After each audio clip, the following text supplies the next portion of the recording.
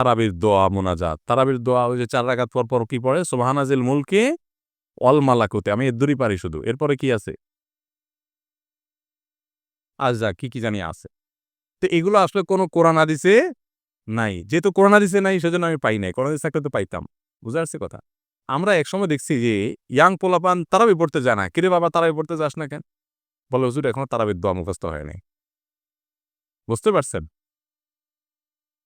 তো তারাবির নামাজের জন্য ৪ রাকাত পর দোয়া পড়া, এটা তারাবির সাথে এর কোনো সম্পর্ক নাই। দোয়া পড়ার কোনো প্রয়োজন নাই। ৪ রাকাত পর একটু অবসর দেয় ইমাম সাহেব, এটা রেস্ট।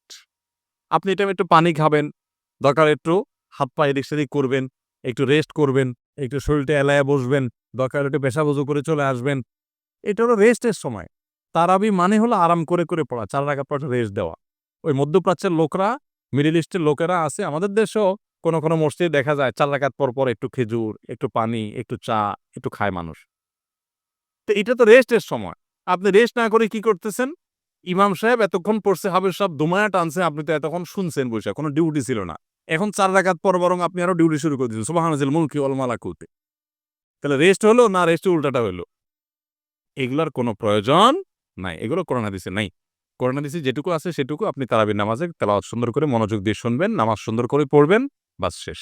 এর বাইরে আলাদা কোনো নিয়ত বা দোয়ার